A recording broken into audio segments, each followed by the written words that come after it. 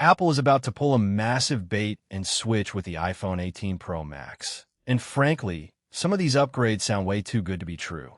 We are just weeks away from a September 8th or 9th reveal, and the supply chain is leaking like an absolute sieve right now. But what Cupertino is trying to sneak into this redesign has me seriously questioning if they can actually pull it off without running into aggressive thermal throttling.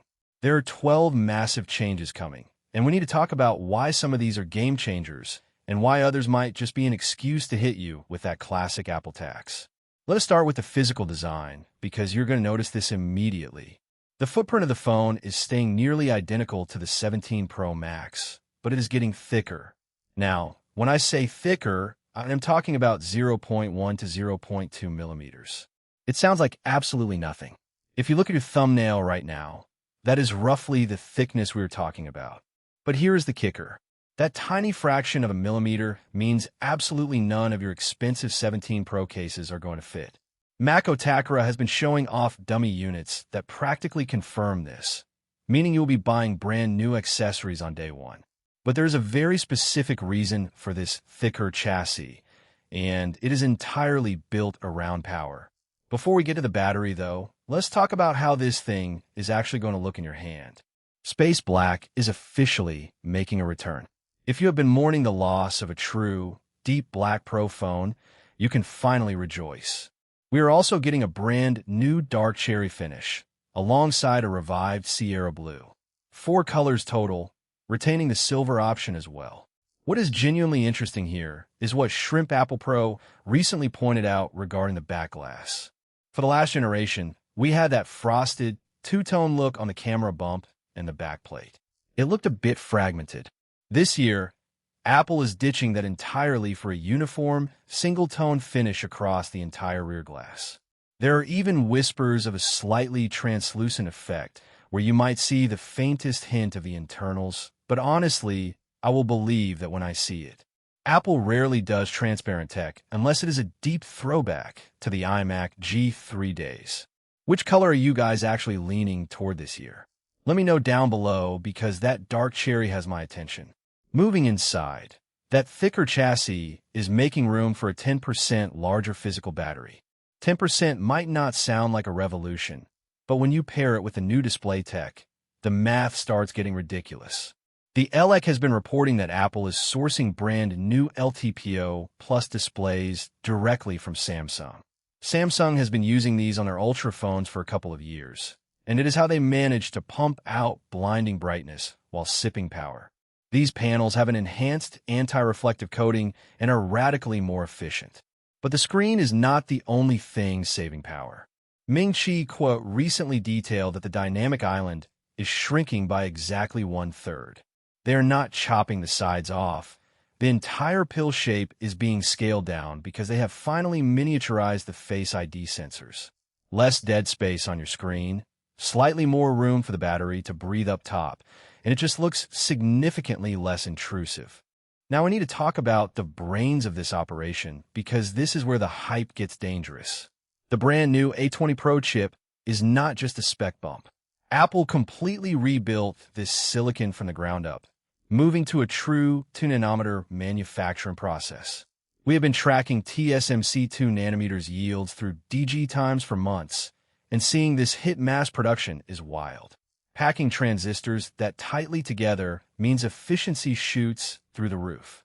Just from the A20 Pro alone, you're looking at a 20% increase in battery life. Pair that with the 10% larger physical cell and the LTPO plus display, and we are looking at a multi-day daily driver. But there is a catch, and it involves where you live. Mark Gurman has noted that Apple is heavily fracturing its modem strategy this year. If you live in the United States, your iPhone 18 Pro is still going to rock a standard Qualcomm modem. But if you are in Europe, China, or other international markets, you're getting Apple's highly anticipated custom C2 chip. The US models get the slightly bigger eSIM-only battery to compensate for the power-hungry Qualcomm modem, while international users keep the physical SIM slot and get the highly efficient C2 modem. It is a wildly fragmented approach, and I am incredibly curious to see which version actually performs better in real-world drop tests and cellular dead zones. Speaking of dead zones, Apple is taking satellite connectivity to a level that sounds completely fake. We have had SOS features for a while, but the new leak suggests actual satellite data streaming.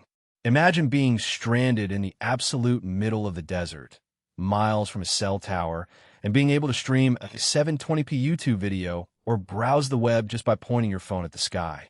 Wait, really? Apple is going to give us satellite data streaming without forcing us into a massive subscription tier?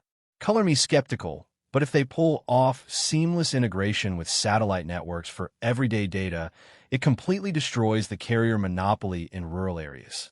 They're also dropping in a new N2 networking chip. Do not get your hopes up for Wi-Fi 8 just yet. The standards simply are not ready for mass deployment. The N2 is purely focused on stabilizing connections and dropping power consumption even further. But let us save the absolute best for last, the cameras. The iPhone 18 Pro is finally bringing a variable aperture to the main sensor. We are talking about a physical, mechanical shutter inside your phone that actively opens and closes to control light. This is not digital trickery or software portrait mode blur. This is real optical depth of field. In blazing sunlight, the aperture blades physically close down to capture insane detail without blowing out the highlights. In pitch black, it opens wide to flood the sensor with light. Ross Young has hinted at Apple testing this for a while, and it is going to fundamentally change how professionals shoot video on this device. And right below those lenses, the physical capture button is getting a quiet downgrade, but for a good reason.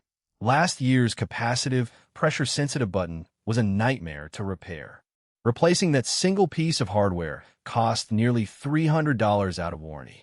Breaking a button is not exactly an Apple ecosystem flex, so they have heavily simplified the internal mechanics.